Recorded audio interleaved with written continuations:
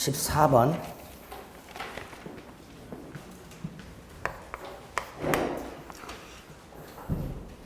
을이 갑소유 부동산을 매수하여 인도받아 사용 수익하다가 병에게 매도하고 인도했는데 등기는 아직 간명의로 남아있다. 뭐 어떤 문제가 나오는지 뻔하지요. 중간생략 등기 문제 하나 하고요. 또 하나가 을의 이전 등기 청구권의 소멸시효 진행 여부 하고요. 세 번째로 갑이 여전히 소유자예요. 그렇죠? 등기가 안 넘어갔으니까 여전히 소유자는 누구다? 갑이다. 하지만 갑은 을이나 병을 상대로 소유물 반환을 청구할 수는 없다. 근데 여기에 조금 더 확장하면 이중매매라고 해서 얘가 팔아먹고 등기를 넘겨준다. 그럼 요놈이 소유권을 취득하는. 요 문제사 조금 더 플러스를 시키면 갑이 이 상황에서 정한테 팔아먹고 정에게 등기를 넘겨주면 누가 소유권을 취득해요? 정이 소유권을 취득하고 이때 정은 을이나 병을 상대로 토지 인도를 청구할 수 있다. 이렇게 되죠. 정은. 그렇죠? 그거까지 연결이 돼서 나올 수도 있어요. 근데 기본이 중간생략 등기죠. 1번 갑을병 사이에 중간생략 등기 합의가 있으니까 직접 이전 등기 청구할 수 있죠. 근데 직접 이전 등기 청구하더라도 요 둘 사이의 계약이 소멸하는 건 아니기 때문에 을은 여전히 이전 등기 청구할 수 있죠. 즉 갑의 을에 대한 이전 등기 의무는 여전히 존속한다. 1번. 뒷부분이 틀렸죠? 2번. 중간생략 등기 합의가 만약에 없다면 병은 갑에게 직접 이전 등기를 청구할 수는 없고 을을 대위하여 청구할 수 있을 뿐입니다. 2번 X. 3번도 늘 말씀드렸던 거예요. 을과 병 사이에 매매 계약을 하지 않고 을과 병이 매매 계약을 하지 않고 갑에 대한 이전 등기 청구권을 양도하는 계약을 한다. 그리고 그 사실을 갑에게 통지를 해. 그런데 갑이 동의 안 해. 이렇게 동의하지 않으면 병은 갑에게 채권 양도를 원인으로 직접 이전 등기 청구할 수 없다. 그랬습니다. 그게 3번이고요. X죠. 이렇게 을이 갑에 대한 등기 청구권을 병에게 양도하고 갑에 대해서 이걸 통지함으로써 대항 요건을 갖췄다 하더라도 이 통지가 바로 채권 양도 대항 요건이에요. 즉 채권을 양수한 사람이 채무자에게 채권을 주장할 수 있는 요건이에요. 그런데 여기에서는 제한이 됩니다. 갑이 동의하지 않는 한 병은 갑에게 직접 등기를 청구할 수가 없습니다. 4번은 합의가 없는데도 불구하고 중간생략 등기가 되면 그 등기는 유효라고 그랬죠? 4번이 답이죠. 토지거래 허가구에서는 절대로 안 된다고 그랬어요. 따라서 갑소유 토지가 거래 허가 대상인 경우에 중간생략 등기 합의에 따라 갑으로부터 병으로 직접 거래 허가를 받아 등기했다. 무효죠. 무효니까 여전히 누가 소유자? 갑이. 그러니까 갑은 말소를 청구할 수 있다. 요 가만히 들여다보면 강행규정을 위반한 자가 스스로 무효를 주장하면서 말소 청구하는 거죠. 이건 신의 측에 반하는 게 아니다. 강행규정에 위반한 자 스스로 자신에게 무효라고 주장하는 것은 신의 측 위반이 아니다 그랬습니다. 따라서 허용된다라고 해야죠. 등기 말소를 청구하는 것은 신의 측 위반이 아니기 때문에 허용된다라고 해야만 됩니다. 틀린 것은 옳은 것은 4번. 15번 등기의 추정력. 일단 등기가 되면 등기되어 있는 내용대로 권리관계가 존재하는 것으로 인정. 표제부의 추정력 없고 가등기의 추정력 없고 그 다음에 추정력의 물적 범위라고 해서 등기 원인, 등기 절차, 권리, 피담보 채권의 존재, 대리권의 존재 이런 것들이 다 추정된다 그랬죠. 인적 범위는 현재 등기 명인이나 제3자가 주장할 수 있고 제3자뿐만 아니라 현재 등기 명의인 즉 물권 변동의 당사자 사이에서도 추정력이 인정된다. 여기까지가 기본이죠. 그리고 이제 추정력이 깨지는 경우 반대 사실이 증명이 되면 추정력 깨진다 그랬는데 특히 보존등기 추정력이 깨지는 경우 보존등기 명인과 원시 취득자가 다르다. 그럼 추정력 깨진다 그랬고 또 하나가 말소등기 추정력이 깨지는 경우 불법 말소 사실이 증명되면 말소등기 추정력이 깨지니까 설령 말소된 등기의 그 명의는 회복 등기를 하지 않더라도 여전히 권리자로 추정된다. 이런 것들이 쫙 기본으로 기억이 나시면 돼요. 그럼 1번 부동산 물건을 취득하려는 자는 등기 추정력에 의해서 내용도 알고 있는 걸로 추정된다. 등기를 거래한 부동산을 거래하는 사람은 등기부를 꼭 열람해 보는 게 보통이다. 따라서 일단 등기 내용 자체는 알고 있는 걸로 추정된다. 맞죠? 2번은 경락을 받았어요. 그럼 그 경매 절차도 적법하게 이루어지는 걸로 추정. 다만 3번. 이런 경우 소유자가 갑에서 소유자가 을로 이전 등기가 되어 있고 매매라고 되어 있어요. 그럼 매매 사실이 추정이 되죠. 매매 사실이 추정이 되는데 얘가 요 등기 원인 서류 위조를 증명. 근데 위조라고 안 나와요. 진정하게 작성되지 않았다. 이렇게 나와요. 그럼 가짜로 작성된 거죠. 그럼 위조예요. 증명한 거예요. 누가? 갑이. 그럼 추정력 깨진다. 그럼 두 번째 줄까지 맞았어요. 적법 추정은 복멸. 복멸이라는 게 이제 과거에 쓰던 표현입니다. 깨진다 이런 뜻. 아직도 판례는 그렇게 써요. 문제는 그럼 매매 사실은 깨지죠. 근데 을이 나 증여받았다 이렇게 주장했어요. 그럼 증여 사실이 추정되냐? 증여는 여기 등기 원인이 되어 있어요? 안 돼 있어요? 안 되니까. 다른 원인이 있는 걸로 추정될 수는 없다. 이렇게 되죠. 그래서 그 등기의 추정력은 그냥 깨지는 거고 다른 적법한 원인이 있을 거로 추정되지는 않습니다. 이거하고 비슷한 게요. 이런 경우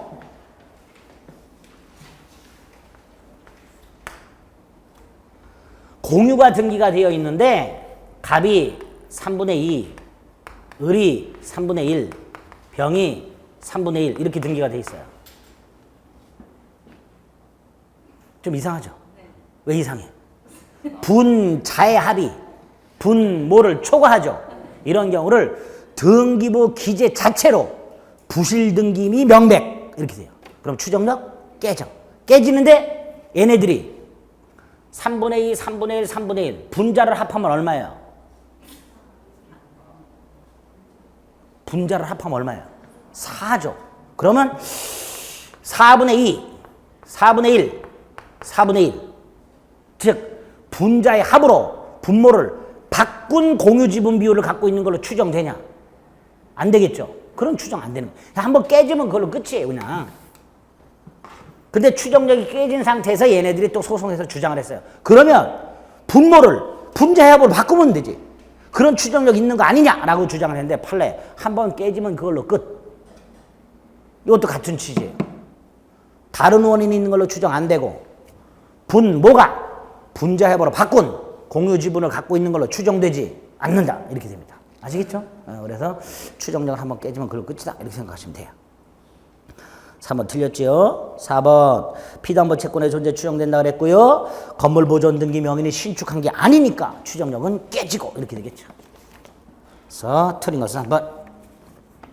16번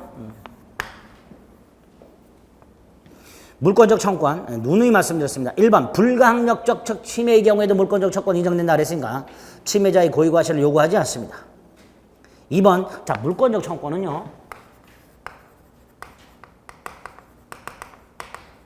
이 물권적 청구권이 뭐냐에 따라서 비용 부담자가 달라져요. 물권적 청구권을 행위 청구권으로 보느냐 일용 청구권으로 보느냐에 따라서 비용 부담자가 상대방이냐 청구권자냐 달라져요. 예를 들어서 갑소유 땅에 을이 무단으로 건물을 갖고 있어요. 이때 갑이 철거를 청구할 수 있죠. 철거를 청구할 수 있어요. 철거를 청구할 때 요걸로 보게 되면 이렇게 말해요. 을이 네 비용으로 철거해라. 그게 행위 청구권이에요. 을이 갑이 을한테 너의 비용으로 철거해라. 이게 행위 청구권이에요. 그러니까 비용을 누가 부담해? 을이 상대방이. 반면에 요거는 갑이 을한테 이렇게 말하는 거야. 내가 내 돈으로 철거할 테니까 너는 참아라. 이게 인용 청구권이에요. 그럼 인용 청구로 보면 누가 부담해? 청구하는 자가. 근데 판례는 행위 청구권으로 봐요. 그러니까 비용을 누가 부담한다? 상대방이 부담한다. 이렇게 얘기하게 됩니다. 그래서 물권적 청구는 상대방에 대한 적극적 행위 청구권이므로 상대방이 비용을 부담해야 한다는 것이 판례의 태도다. 이렇게 됩니다. 간혹 행위 청구권 또는 인용 청구권이라는 표현이 나오는 경우도 있어요. 미친 개또라이가 들어가면 돼요. 이런 거로. 지금 머릿속으로 구별해 두세요. 판례는 행위청구로 본다. 3번. 자, 임차권은 채권에 불과하다 그랬습니다. 따라서 임차권이 침해되더라도 물권적 청구는 인정이 안 되니까 임차인은 두 가지 방법이 있어요. 하나가 임대인의 물권적 청구를 대위 행사하거나 만약에 임차인이 물건을 점유하고 있었는데 그걸 누가 뺏어가거나 방해했거나 그러면 점유권에 터잡아 물권적 청구를 행사하거나 둘 중에 하나 돼요. 그런데 판례가 대항력을 갖춘 임차권 이 경우에는 임차권이 채권임에도 불구하고 뭐가 인정된다? 물권적 청구권이 인정이 돼요. 그런데 또 하나 조심하실 게 임차권이 대항력이 있어서 물권적 청구권이 인정되더라도 반환 청구권은 인정을 안 해줍니다. 뭐는 안 해준다고요? 반환 청구권. 방해 제거하고 방해 예방 청구권만 인정해 줍니다. 반환 청구권은 점유하고 있다가 뺏긴 거잖아요. 그럼 점유권에 터잡아 달라 그러면 된다. 굳이 임차권의 반환 청구권을 굳이 인정해 줄 필요는 없다 그런 뜻입니다. 그래서 대항력을 갖춘 임차권은 물권적 청구권이 인정이 되지만 그 물권적 청구권 중에서 반환 청구권 인정이 안 된다. 이렇게 기억을 해주시면 됩니다. 4번이 틀렸죠. 물권과 물권적 청구권은 절대로 분리해서 양도할 수 없다. 뭐 여러 번 말씀드렸습니다.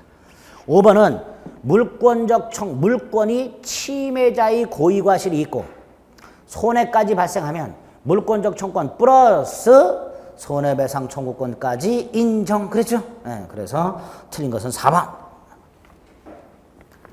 17번은 제가 여러 번 말씀드렸어요. 우리 민법은 점유에 굉장히 다양한 효과를 인정해주고 있다고 했어요. 점유에 굉장히 다양한 효과를 인정해주는데 가장 기본이 뭐예요? 점유권 인정해줘요. 점유권 인정해주죠. 또 점유보호청권 인정해줘요.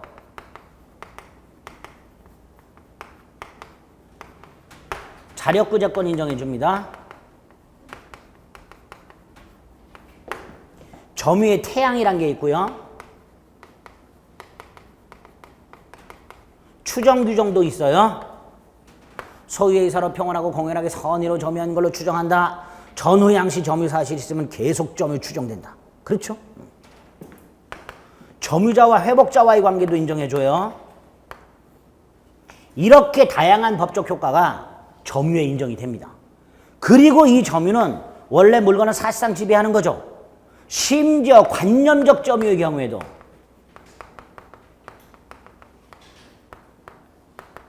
이런 법적 효과를 인정해 주죠. 그래서 우리 민법은 물건을 이렇게 점유만 하면 점유하고 있는 사람이 전혀 알지 못하는 이런 황당한 법적 효과를 전혀 모르는 사람들 입장에서 보면 굉장히 황당한 거예요. 이런 다양한 법적 효과를 민법은 점유에 인정을 해주고 있습니다.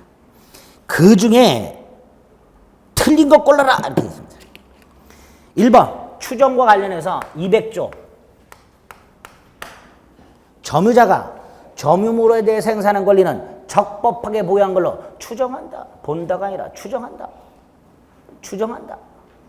그때 외워달라 그랬어요. 이거 모아서 외울 생각하지 말고 점유의 권리, 적법, 추정 본다가 아니라 추정한다고요. 또 하나 조심하실 게 뭐예요? 여기서 말하는 이 점유물은 동산만 해당되고 뭐는 안 된다?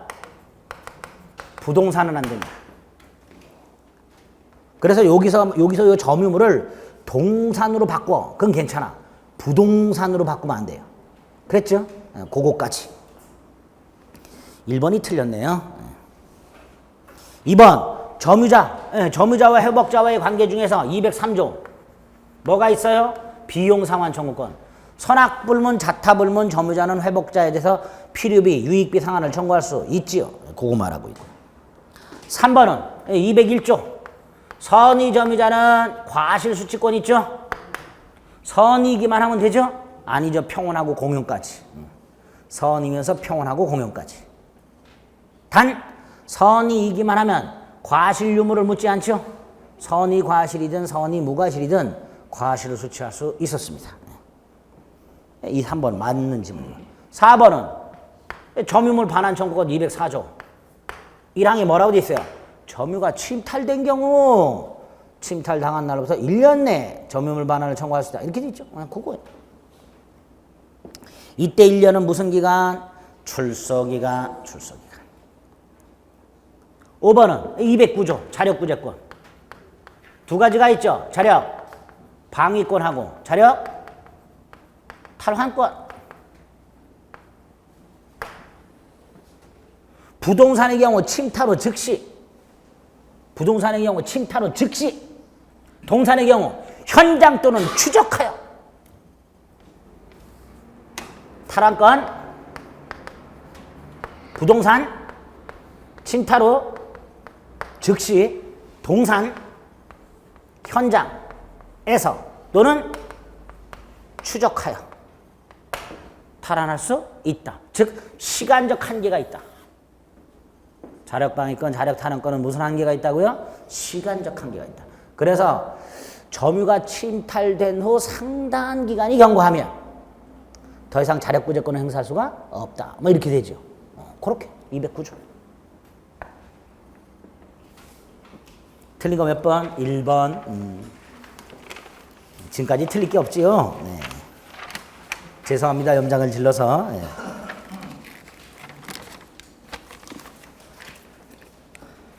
18번.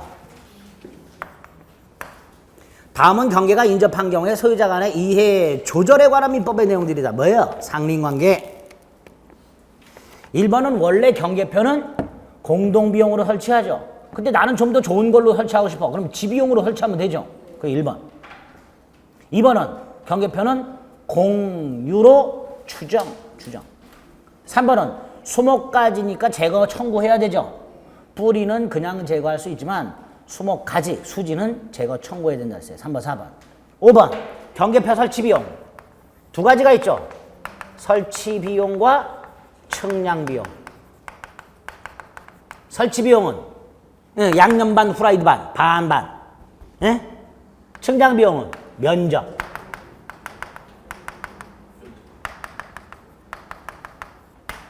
설치비용은 반반, 측량비용은 면적 비례. 단, 관습이 있으면 관습이 우선. 관습이 있으면 관습이 우선. 이렇게 되죠. 그래서 5번이 틀린 지문이 됩니다. 설치비용은 반반, 측량비용은 면적 비례.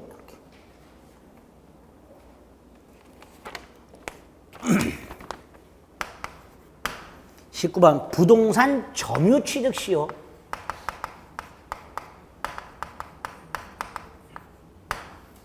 첫째, 이 부동산 자기 소유 부동산 돼. 토지 일부 돼. 공유지분 돼. 국유재산 중 일반 재산 돼. 수리조합이 축조한 저수지 같은 인공공물도 돼. 그러나 집합건물 공용 부분은 안 돼. 두 번째, 취득시효를 통해서 취득할 수 없는 권리. 저당권 안 돼. 점유권, 유치권 안 돼. 취소권, 해제권 같은 형성권 안 돼. 가족법상 권리 안 돼. 일단 요 기본이 되는 게 대상이 되는 거 한 세트, 취득할 수 없는 권리 한 세트. 머릿속에 딱 있어야 돼요. 그리고 부동산 점유취득 시효는 두 가지. 첫째, 기간 계산 문제. 기간 역산할 수 없고 기산점 임의 선택할 수 없다. 단 두 가지는 된다. 소유자 변동이 없는 경우 기산점 임의 선택할 수 있고, 취득시효 완성 후 소유자가 바뀌었는데 그때를 기산점으로 또다시 20년 경과. 2차 취득시효. 요 기산점 문제 하나. 두 번째로 취득시효 완성의 효과. 을이 갑수의 땅에 취득시효 완성돼 등기하기 전에 을이 팔아먹은 경우 하나, 갑이 팔아먹은 경우 하나. 그 두 가지. 요게 머릿속에 이렇게 순차적으로 딱 이렇게 구분이 돼서 머릿속에 쫙 들어있으면 참 좋은데, 들어있진 않죠. 그러니까 지금 나올 때마다 생각이 나셔야 돼. 1번 봅니다. 이거예요. 갑수의 땅에 아까 말씀드린 세트 중에서 을의 시효가 완성됐는데 을로부터 점유를 승계한 양수인. 취득시효 완성자 을로부터 점유를 승계한 양수인. 얘는 얘의 점유 및 점유의 하자만 승계하는 것이지 시효 완성의 효과, 즉 이전 등기 청구권까지 승계하는 건 아니니까 얘가 갑에게 을의 시효 완성 사실을 주장하면서 직접 나에게 등기해달라. 안 된다. 그랬죠? 1번이죠. 양수인은 취득시 완성을 이유로 소유자에 대해서 직접 소유권 이전기를 청구할 권한은 없다. 기본이죠. 2번 취득시 완성을 원인으로 하는 점유자가 소유자에 대해서 가지는 이전등기 청구는 법률 규정을 통해서 생김에도 불구하고 뭐다? 채권적 청구이다. 그래서 원칙 몇 년의 소멸시효에 걸린다? 10년. 근데 스스로 점유하고 있다. 이럴 때는 소멸시효에 걸리지 않는다. 그런데 점유를 정에게 넘겨줬다. 그럼 그때부터 10년의 소멸시효에 걸린다. 이렇게 쫙. 3번 취득시 완성 후 소유자가 목적물을 제3자에게 처분. 얘가 팔아먹었어. 이렇게. 을에게 시효가 완성된 후에 팔아먹었어요. 그럼 병이 소유권을 취득하고 을은 갑에게 불법행위 책임을 묻는다 그랬죠. 그런데 그러려면 요놈이 알고 있었어야 된다 그랬어요. 그런데 뭐라고 돼 있어요? 소유자가 취득시 완성 사실을 알았는지 여부를 묻지 않고 불법행위를 이유로 손해배상을 청구하자. 틀렸죠. 알았을 때만, 얘가 모르고 팔아먹었을 때는 손해배상 따위 청구할 여지가 없다는 게 판례입니다. 그러니까 3번 틀렸죠. 그렇죠? 아는 건데 이런 건 자꾸 틀리는 경우가 아는 건데. 4번은 타인 토지에 설치된 경계선을 임의로 설치하고 지상의 건물을 신축. 그럼 보세요. 경계가 이렇게 되어 있는데 갑이 지멋대로, 을이 지멋대로 경계를 딱 철가고 이렇게 지어요. 그러면 이때 여기 을 요거 매매한 적 있어요, 없어요? 산 적 없죠? 그걸 을이 알았을까요, 몰랐을까요? 자기가 땅을 산 적이 없다는 걸 알았을까요, 몰랐을까요? 이런 걸 뭐라 그러죠? 악의의 무단점이요. 타주니까 시효취득 인정 안 된다. 경계포가 없을 때는 자주가 될 가능성이 커요. 왜? 경계선에 착오를 일으켜서 인접토지를 자신 토지 일부인 줄 알고 이렇게 됐다면 자주가 돼요.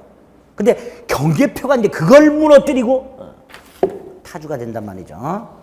따라서 취득시효는 인정되지 않는다. 아시겠죠? 그래서 경계선을 임의로 철거, 이게 포인트예요.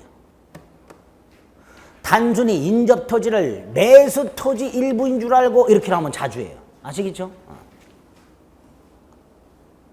5번은 을이 시효가 완성된 다음에 보통 막바로 갑에게 이전 등기를 청구를 하지 않고 갑한테 가서 적당한 가격으로 매수를 제의하는 경우가 왕왕 있다 그랬죠. 근데 이때 만약에 매수를 제의했음에도 불구하고 갑이 거절하게 되면 그때 이전 등기 청구 들어가면 된다 그랬죠. 그러니까 매수를 제의했다 하더라도 이전 등기 청구권, 즉 시효 이익을 포기한 것은 아니다 그랬습니다. 반면에 시효 이익 포기가 해당되는 게 있었어요. 시효 이익의 포기에 해당되는 게 있었어요. 5번 어떤 게 있었어요? 갑이 을을 상대로 이전, 등기, 청구, 소송을 제기. 이전, 등기, 청구, 소송을 제기했다가 이걸 취하. 갑의 소유권을 인정하면서 소를 취하. 이런 경우도 있겠죠? 가만히 생각해보니까 소송도 한 2년 걸릴 거고 변호사 비용도 비싼데 땅값은 100만 원밖에 안 돼. 내가 지금 이게 뭐 하는 짓일까? 이런 생각할 수 있죠? 그럼 취하하는 거예요. 취하면 뭘 포기한 거다? 이전 등기 청구권 시효이익 포기다.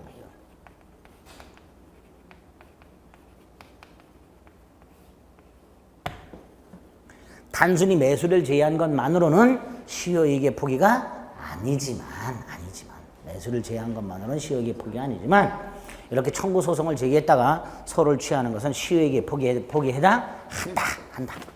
아시겠죠? 네. 뭐요? 뭐요? 네?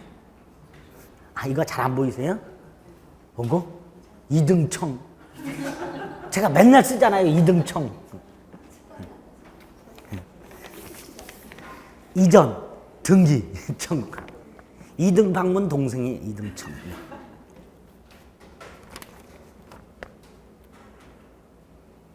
이등 방문, 우리나라 말로, 일본 말로 이토 히로부미, 예, 그 동생. 죄송합니다. 그 자식이 참 그 방문이란 말이 참 좋잖아요. 예? 해박한 예? 문자가 이 방문. 넓을 박자에다 이거지 않았어요. 이거. 그러니까 참 이름은 참 멋진 놈이야. 방문. 그렇죠? 근데 이 자식이 2등이야 맨날. 그래서 그래 앞이 꽝이야. 그렇죠? 많이 아는데 맨날 2등이야 이 자식이. 그래서 좀 그렇죠. 죄송합니다. 네. 지상권. 아이고 여러분이나 저나 그렇죠. 조금씩 맛이 가고 있어요. 맛은 이제 한 8월 달부터 가기 시작했죠. 뭐 여러분이나 저나. 안 하던 파마도 하고 말이죠. 지상권에 관한 다음 설명 중 틀린 것은 이라고 되어 있습니다. 1번은 280조 81조에 보면 지상권 존속기간 규정이 있어요. 뭐라고? 최단 30년, 15년, 5년. 30년 넘지 못한다, 15년 넘지 아니 30년보다 단축하지 못한다, 15년보다 단축하지 못한다, 5년보다 단축하지 못한다. 이만큼 단축하면 연장시킨다. 기간 정하지 않아도 법정 기간이 있다. 뭐라고? 종류와 구조에 따라서 30년, 15년, 5년. 심지어 종류와 구조를 정하지 않아도 15년이 된다. 단 수목 소유 목적은 몇 년? 30년. 수목의 종류를 정하지 않아도 수목이니까 몇 년? 30년. 이렇게 돼요. 또 하나가 이러한 존속기간 규정은 소유 목적 지상권에만 적용이 되고 지상물 사용 목적 지상권에는 적용이 안 된다. 기존 견고한 건물 사용 목적 지상권 여기는 30년 적용된다 안 된다? 안 된다. 안 된다. 지상권이란 지상물을 소유할 목적이기 때문에 소유 목적 지상권에만 적용되고 사용 목적 지상권에는 최단 기간이 적용이 안 된다까지. 자, 1번이 틀렸죠? 계약으로 지상권의 존속 기간을 정하지 아니하면 법정 기간으로 정해집니다. 30년, 15년, 5년. 그래서 소멸 청구 이런 거 없어요. 이런 건 전세권에나 있는 거예요. 전세권 존속 기간을 정하지 않으면 기간에 정함이 없는 전세권이어서 각 당사자는 언제든지 소멸을 통고할 수 있었죠. 전세권에서는 가능해요. 그러나 지상권에는 그런 게 없습니다. 2번은 지상권은 얼마든지 양도할 수 있고 얼마든지 담보 제공할 수 있고 얼마든지 토지 임대할 수 있죠. 금지할 수 있다 없다? 없다. 절대적 보장. 그래서 보세요.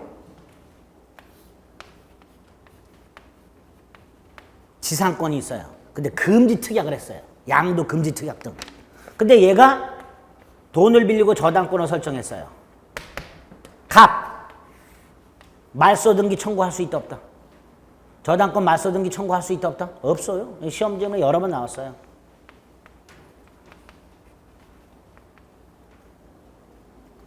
지상권의 담보 제공도 절대적으로 보장되니까 설령 금지 특약이 있다 하더라도 무효고, 에? 금지 특약이 있어요. 둘 사이에, 아이고야, 둘 사이에 담보 제공, 임대, 금지 특약. 근데 이 금지 특약은 유효, 무효? 무효. 무효니까 담보 제공했다 하더라도 얘가 왜 특약에서 금지된다 했냐? 말소 등기 청구할 수 없다. 또 임대했어.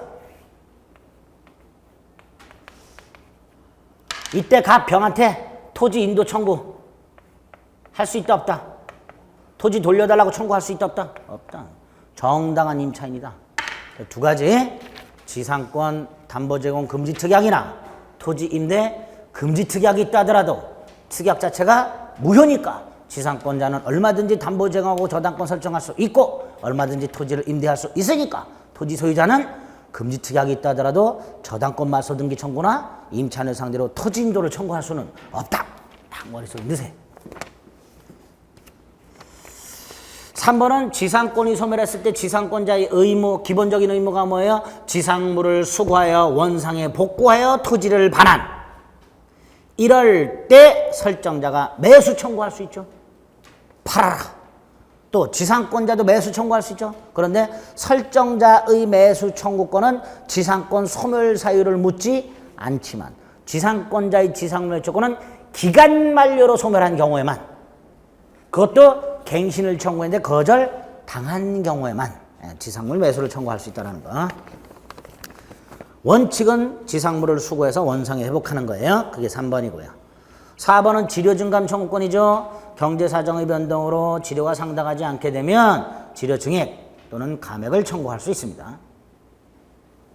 5번은 2년 이상 치료를 연체했을 때 지상권 소멸 청구할 수 있죠. 2년. 그런데 이런 경우 갑소유 땅에 을이 지상권을 가지고 있고 건물을 소유하고 있는데 아까 지상권 담보 제공할 수 있다고 그랬죠. 저당권 이렇게 있어요. 건물은 담보 제공할 수 있어요, 없어요? 얼마든지 있죠, 자기 거니까. 요때. 지상권이 저당권의 목적이거나 지상물이 저당권의 목적인 때, 이때 얘가 2년을 연체해.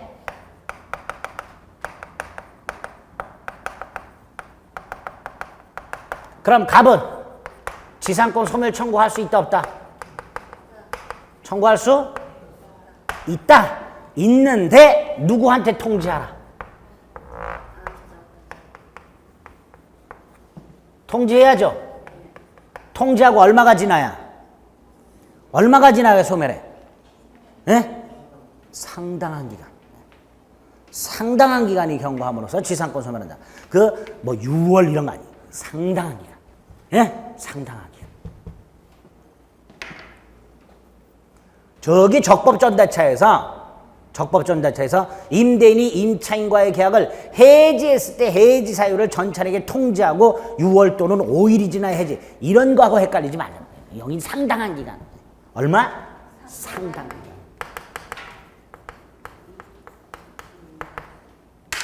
상당한 기간이 경과함으로써 요 상당한 기간 동안에 저당권자는 다른 담보를 확보하라 이런 의미라 그랬죠.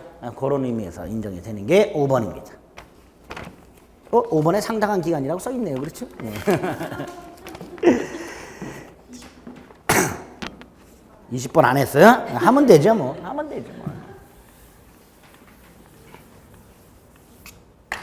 20번 공유는 지분 기억하셔야 했어요. 지분 뭘 기억하자? 첫째, 지분 처분의 자유가 있다. 두 번째, 지분 비율 알 수 없으면 균등한 비율로 추정. 세 번째로, 지분은 공유물 전부 효력이 미쳐. 네 번째로, 지분의 탄력성 267조. 공유자가 상속인 없이 사망하거나 포기하게 되면 다른 공유자의 지분 비율로 귀속. 지분 4개 딱 머릿속에 박자. 그 다음에 공유물, 사용수익 전부를 지분 비율로. 부담, 지분 비율로. 근데 공유물에 대한 부담 의무를 1년 이상 지체. 다른 공유자가 상당한 가액으로 지분을 매수할 수 있다. 공유물 처분 변경, 전원동의. 공유물 관리, 지분 과반수. 공유물 보존, 각 공유자가 단독. 공유물 분할, 자유가 있다. 6개. 예? 벌써 딱 박혀있죠? 박혀있어. 1번 공유자는 다른 공유자의 동의 없이 처분할 수 없다. 맞죠? 처분 변경은 어떻게 하라고요? 네, 전원동의. 그런데 집합 건물로 가면 집합 건물의 공유물 중에 하나가 공용 부분이죠. 공용 부분은 처분 변경 어떻게 해요? 처분은 없다 그랬어요. 처분 없고 변경만 구분 소유자의 4분의 3 및 의결권의 4분의 3. 그렇죠? 구별하셔야 된다 그랬어요. 1번 맞았네요. 2번 관리는 지분 과반수. 관리는 지분 과반수. 그러나 보존은 각자가 지금 공유물 관리는 지분 과반수인데요. 공용 부분 관리 집합 건물 공용 부분 관리는 구분 소유자의 과반수 및 의결권의 과반수. 여긴 지분 과반수라 그러면 안 돼요. 구분 소유자의 과반수 및 의결권의 과반수 이렇게 되죠. 3번은 267조. 자, 4번. 공유물을 공유자 중 1인 단독 소유 또는 수인의 공유로 하고 다른 공유자에 대해서 가격 배상하는 방법. 된다 그랬죠? 이거를 현물 분할의 일종으로 인정한다 그랬어요. 대법원은.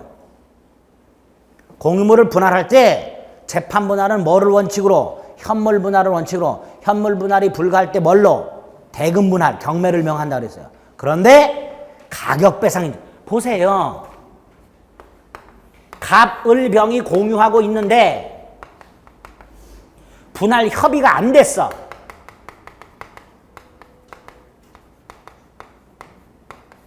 협의가 안 되면 뭘로 가요? 재판. 근데 재판은 원칙이 현물이라 그랬어요. 예외가 대금 분할이라 그랬어요.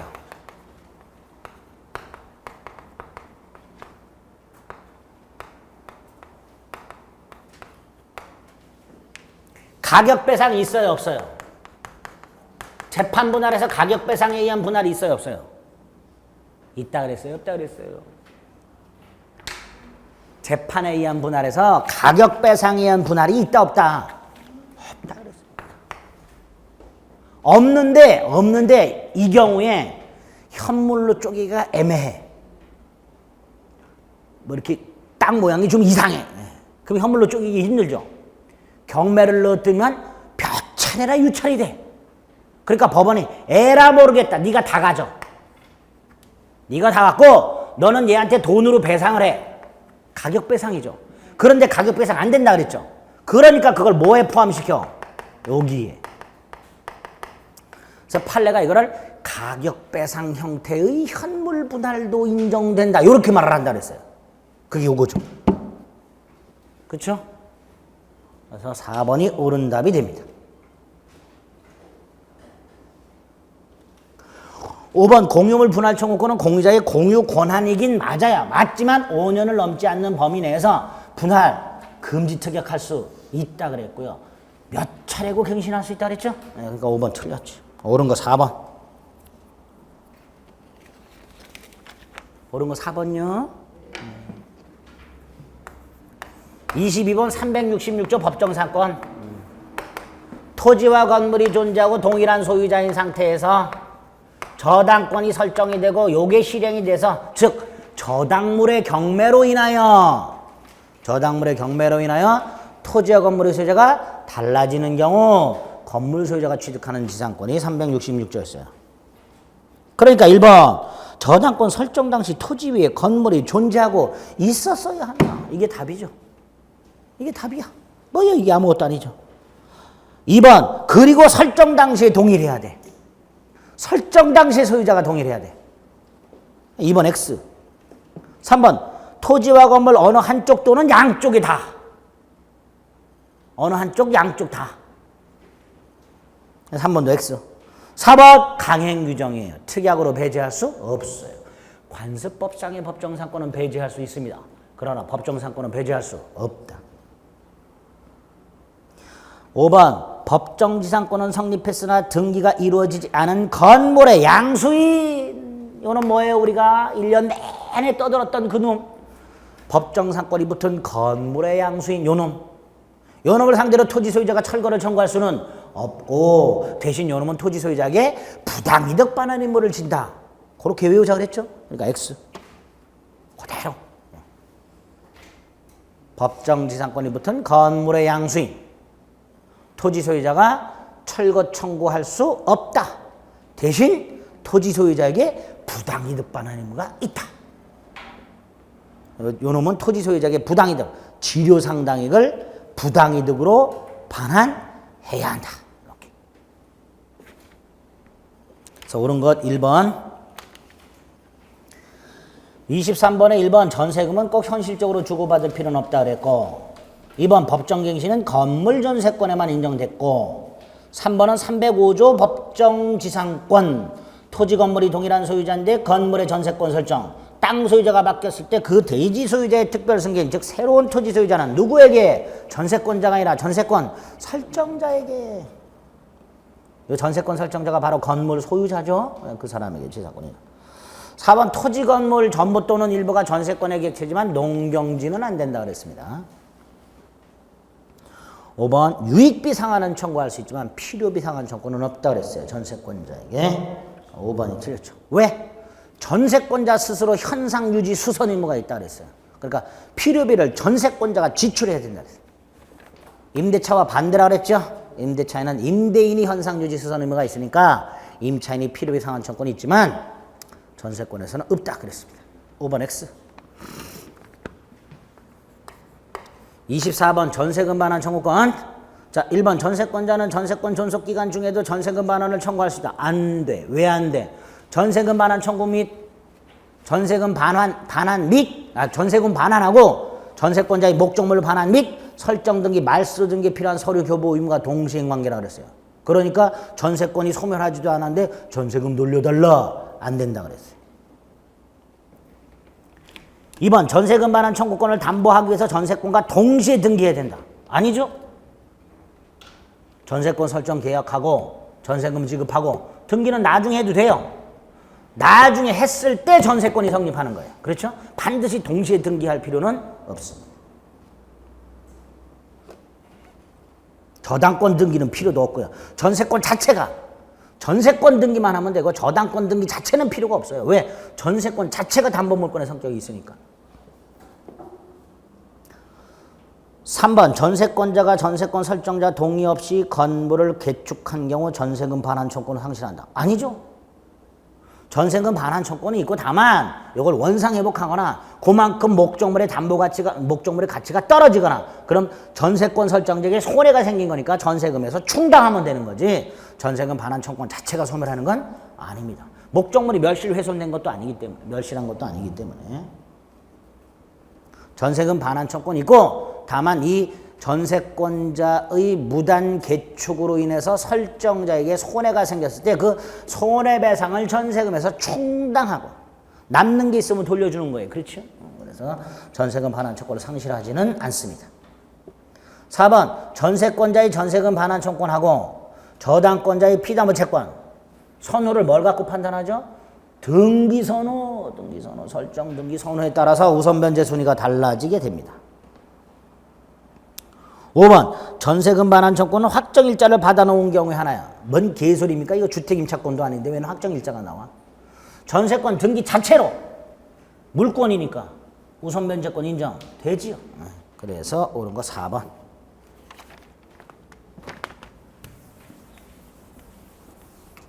25번 물상대위. 예컨대 갑소유 토지가 있었고 저당권자 을이 있었는데 이 상태에서 소용이 됐다. 자, 담보 목적물이 멸실, 훼손, 공용징수. 요 경우에 물상대위가 인정되죠. 목적물의 매매, 임대차. 물상대위 인정된다 안 된다? 안 된다. 멸실, 훼손, 공용징수 딱 요 경우에만. 따라서 매매대금이나 보증금에 대해서는 물상대위 할 수 없다. 자, 이때 물상대위 하는 방법. 보상금에 대해서 뭐 하고? 압류하고. 무슨 명령? 추심이나 전부명령. 또는 요 가치 변형물, 예컨대 대토로 받은 목적물 이런 거. 경매가 되면 배당 요구. 하는 방법에 의해서 물상대위권을 행사하죠. 자, 이때 요건 언제까지 해야 돼요? 압류는 지급 전. 요건 언제까지 해야 돼요? 배당 요구 종기.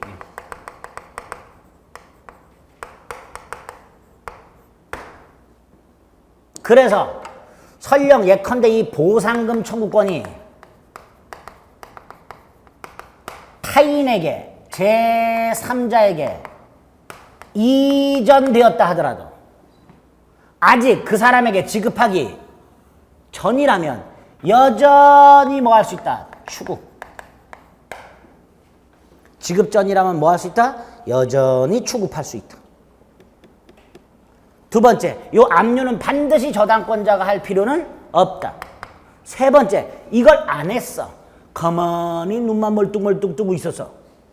물상대위 안 되고 그러고 있는 사이에 다른 채권자가 보상금을 받아가 버리면 더 이상 그 다른 채권자에 대해서 부당이득 반환도 청구할 수가 없다. 즉 수용된 목적물, 이 목적물의 담보권자로 등기가 되어 있다는 사실만으로는 우선변제 따위를 받을 수는 없다. 적극적으로 물상대위권을 행사하여야 한다. 자, 1번 저당 목적물의 멸실 훼손 또는 공용징수에 의해서 저당권이 소멸하거나 가치가 감소 지워야 되죠. 1번의 가치 감소. 이거는 물상대위로 가는 게 아니라 뭘로 가요? 이건 물상대위가 아니고 뭐예요? 저당권 침해. 그래서 4개 물권적 청구권, 손해배상 청구권, 담보물 보충 청구권, 즉시 변제 청구권. 아유, 이런 아주 그냥 다양한 권리가 보장이 돼 있어. 물상대위 인정할 필요가 없어요. 가치가 감소됐을 때. 그 물상대위 말고도 훨씬 더 버라이어티한 구제 방법이 마련이 되어 있는데 뭘 물상대위를 굳이 인정을 해. 가치 감소 X. 전형적으로 보상금이나 보험금 청구권에 물상대위 하는 거예요. 2번 X. 3번 압류는 반드시 저당권자가 안 해도 된다 그랬어. 4번 배당 요구 종기 전까지는 해야 돼. 종기까지는. 따라서 그 후에는 우선 면제권 행사할 수 없다. 4번이 답이네요. 그렇죠? 또 5번도 이거 보세요. 이게 타인에게 이전됐어. 이전됐다 하더라도 그 사람에게 뭐 하기 전에는, 지급되기 전에는 여전히 물상대위권 행사할 수 있다. 추급할 수 있다. 그러니까 5번도 X. 옳은 거 몇 번? 4번. 그쵸? 너무나도 답은 쉬워. 네. 26번 저당권에 관한 다음 설명 중 틀린 거. 1번 제3자가 저당권을 침해했다. 물권적 청구권 인정되죠? 저당권 침해가 뭐예요? 가치 감소. 저당권자를 때리는 게 아니야. 예? 가치 감소. 이럴 때 뭐가 인정돼? 물권적 청구. 그런데 물권적 청구는 뭐는 안 된다? 방해 배제하고 방해 예방만. 그러니까 1번 틀렸죠. 반환 빼야지. 뭐야 이게 도대체. 2번은 예, 절대로 저당권을 분리해서 저당권만 양도할 수는 없다. 절대로 안 된다. 하늘이 두 쪽 나도 안 된다. 채권만 양도하는 건 예외적으로 돼요. 채권만 양도하는 건 예외적으로 돼. 그러나 저당권만 양도하는 건 절대로 안 된다. 3번은 이 저당권을 침해한 놈이 채무자네. 388조 1호 저당권자가 담보물을 멸실, 훼손. 그럼 뭐 할 수 있다? 즉시 변제. 왜? 기한이익 상실.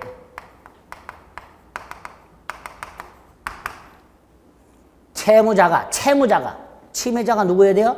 채무자가 저당물을 손상, 감소, 멸실하게 한 경우 기한이익이 상실이 되고 채권자는 뭐 할 수 있다? 즉시 변제 청구할 수 있다. 4번 피담보 채권이 소멸시에 걸려서 소멸하면 저당권도 소멸하니까 굳이 저당권을 따로 소멸시에 걸리게 할 필요가 없고. 5번 저당 목적물의 부합물 종물 저당권 설정 전후를 묻지 않고 저당권의 효력이 미친다. 그랬죠? 틀린 것은 1번. 27번 근저당권. 자, 근저당권에서 가장 기본적인 개념이 최고액의 개념이에요. 최고액은 뭐였어요? 우선 변제 한도.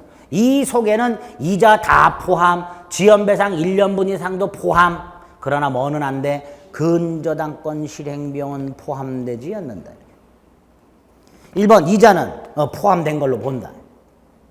2번은 제3취득자. 이때 이 제3취득자도 세 가지 보장치. 경매인이 될 수 있다. 변제하고 구상권 행사할 수 있다. 비용 상환 최우선 변제받을 수 있다. 경매인 될 수 있죠. 3번 근저당 부동산에 대해서 소유권을 취득한 제3자. 요 제3자는 채권액이 최고액을 초과하더라도 어디까지만? 최고액까지만 변제하면 된다 그랬어요. 최고액까지만. 3번 5. 저당권으로 담보한 채권이 소멸해 부종성에서 저당권도 소멸. 5번 동일한 채권 담보로 여러 개의 부동산의 근저당권을 설정한 경우에 그 부동산의 경매 대가를 동시에 배당하는 때는 근저당권의 피담보채무는 매각된 부동산 수로 나눈 금액이 아니라 경매 대가의 가액에 비례하여 수로 나눈 게 아니라 뭐라고요? 가액에 비례하여. 이걸 뭐라 그래요? 안분배당. 각 부동산 경매 대가 그 가액에 비례해서 안분배당 하는 거예요. 부동산 수로 나누는 게 아니라. 각각의 목적물의 경매 대가가 값어치가 다를 거 아니에요. 그러니까 그 값어치 비율대로 1억을 받아야 되는데 하나는 1억이 나왔고 하나는 5천이 나왔다 그러면 1대 2대 1의 비율로 나누는 거지 목적물이 두 개라서 2로 딱 나누는 게 아니란 말이죠. 무슨 말인지 아시겠죠? 그렇게 가액 비례로. 그래서 5번 X 됐지요? 네, 28번부터는 계약법 또 좀 쉬었다 보겠습니다.